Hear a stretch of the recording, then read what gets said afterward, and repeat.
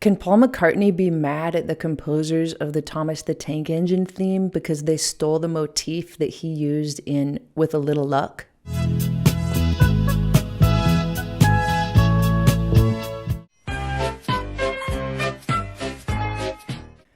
Could Horace Silver take Steely Dan to court for writing an intro to a song that is nearly identical to his?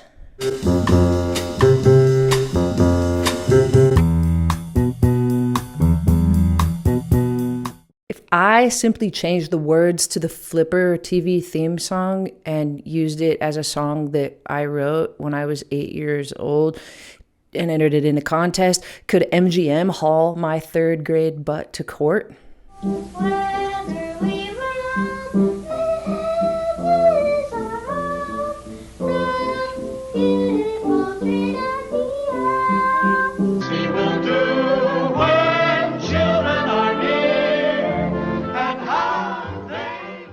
Hey everybody, welcome to Amy Nolte Music. And if you'd like to learn to think about music a little bit deeper and maybe a little bit like I do, watch till the end and you can sign up for Nebula and take my classes. I've been keeping a list of songs that remind me of other songs in the notes on my phone for years now because, well, it just kind of fascinates the heck out of me. Some of the ideas that I'll use in this video are original ideas of mine, and some of them aren't because I thought they were, and then when I researched them, learned that other people had already thought of them. But my intention with this video isn't to infer that Paul McCartney should take the Thomas the Tank Engine people to court or that MGM should have sued me when I was in the third grade, but to point out musical elements that we all use when we make songs, and what it might mean to skillfully borrow from those who came before us in order to make meaningful art ourselves. In the longest-running music copyright case in history, George Harrison was accused of using the melody, chords, and partial song structure of the Chiffons' He's So Fine. He's so fine, wish she were mine, my sweet Lord. George used the exact same chords and the exact same melody as the Chiffons did. It's a 2-5-1 in the key of E. My sweet Lord, oh my Lord. Chiffons did it in the key of G. He's so fine, I wish he were mine. Exact same melody, exact same chords, exact same rhythm. The courts did not rule in his favor, citing that George Harrison's theft was actually accidental, but theft nevertheless, and they settled out of court. Did Harrison deliberately use the music of He's So Fine? I do not believe he did so deliberately. Nevertheless, it is clear that My Sweet Lord is the very same song as He's So Fine, with different words.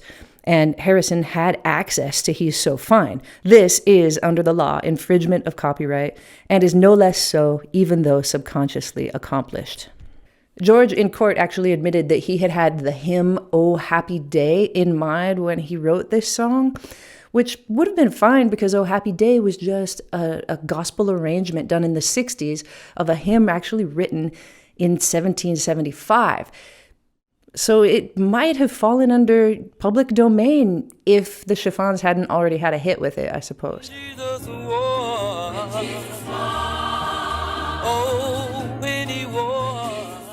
And George owned up to the fact that he must have subconsciously ripped the song off because he for sure knew He's So Fine. Coincidentally, I also would have had to plead that my theft was accidental in the notorious Flipper case of 1985.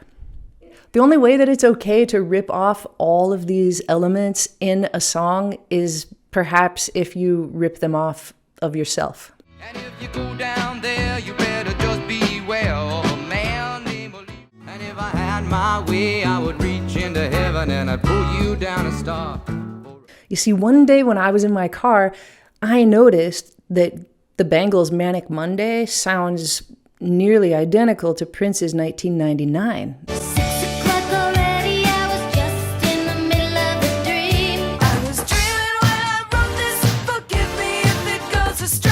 I looked it up and found that Prince actually wrote both songs. He wrote Manic Monday and gave it to the Bangles, basically. And another crazy thing that I learned was that Phil Collins has actually been called out because the verses of Sussudio sound nearly identical.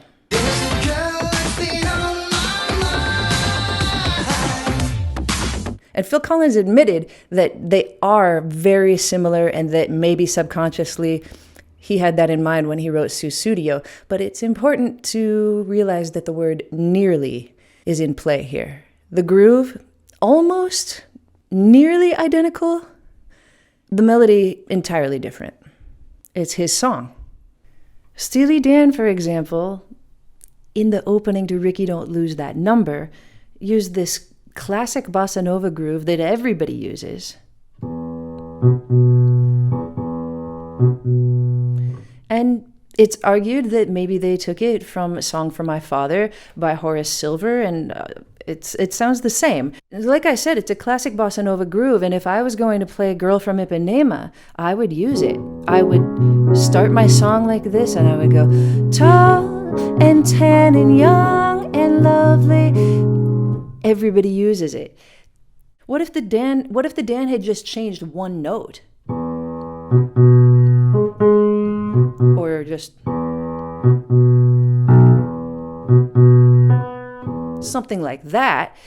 What if then? Well, that's the same thing that happened with Hoochie Coochie Man by Willie Dixon when Bo Diddley used his blues riff on I'm a Man.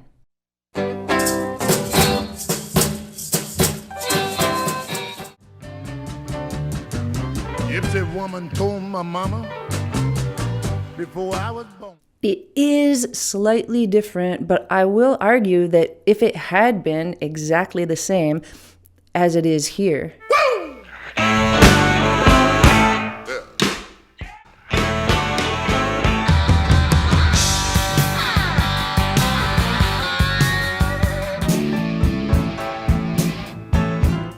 this is just a basic blues riff, much like the bossa nova bass line I talked about before. And it's used to set up a standard take on the form that is the blues.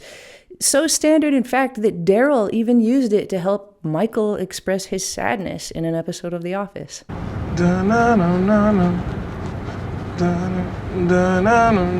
That's a really pretty song. I want to say that if you're writing a song, it never hurts to just run it by a few friends. Just to say, does any of this remind you of another song somehow? And if it does, you just simply change a thing or two, and then you avoid problems further down the road. I mean, who's to say that Queen wasn't working on Bohemian Rhapsody in 1975, and then they heard Peter Frampton come out in June with Show Me the Way the same year, and maybe they just tweaked their ascending Mixolydian scale just a little bit so that Frampton could never sue them further down the road. I'm joking.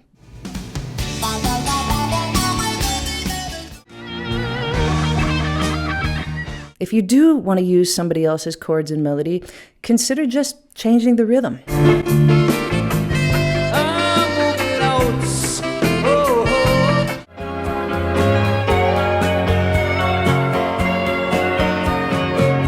But if you do want to borrow it exactly, consider just placing it at the end of the song so that it's in a much less prominent place and maybe nobody will ever notice it. The time won't heal a broken hearted. For the rest of my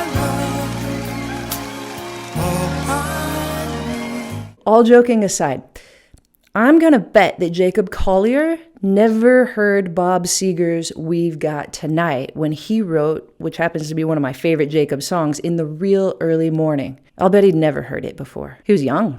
In the real early morning, with the sun slowly rising. I know it's late. I know you're weary. But I find it so interesting that out in the ether, there lies a chord progression and melodic elements that both Bob and Jacob somehow discovered on their own and used in similar but unique ways. We've got tonight. Who needs tomorrow? Let's make it last. Let's find a way. Turn out the lights. Come take my hand now. We've got tonight, babe. Why don't you stay? Jacob did it in E. In the real early morning, with the sun slowly rising, which is different from Bob Seger, but we've got tonight. And Jacob, he changed the direction. I was walking out slowly, wandering free. Remember? We've got tonight, who needs tomorrow? We've got tonight, babe. It's very similar. What do you say?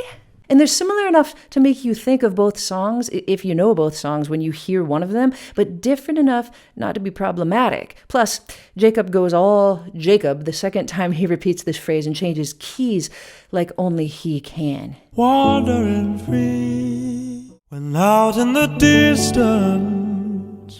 Sometimes I think that songs remind us of other songs like these two, and it's nothing more than just a beautiful coincidence of no real significance at all. And I feel the exact same way about the Ballad of John and Yoko and Truckin' by the Grateful Dead. Truckin', got my chips cashed in. Standing in the dockets of Hampton. In that there are enough similar elements for me to wonder if maybe the Dead were paying homage to the Beatles in their own way somehow. But enough elements are different that I don't really care about it. And I feel the exact same way about Bobby V's and later Leo Sayers' More Than I Can Say, how it bears a remarkable resemblance to the B section of the Police's Every Breath You Take. Oh, can't you see you belong to me? Don't you know I need you so? Oh, tell me please, I gotta know. Just not a big enough resemblance for me to care very much. By this point in time, maybe nothing in music is ever actually new, and I don't know what will happen with AI, machine learning in the future, and how that will affect our art form. But I highly doubt that it will be able to steal from us as artfully as we have stolen from each other.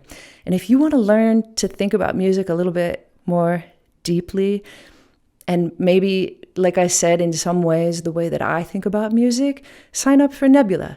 I've created classes on Nebula about how to create your own motifs without relying on scales or patterns or what other people have done, how to actually have ideas of your own for your own composing, or, as I frame it in the class, your own improv.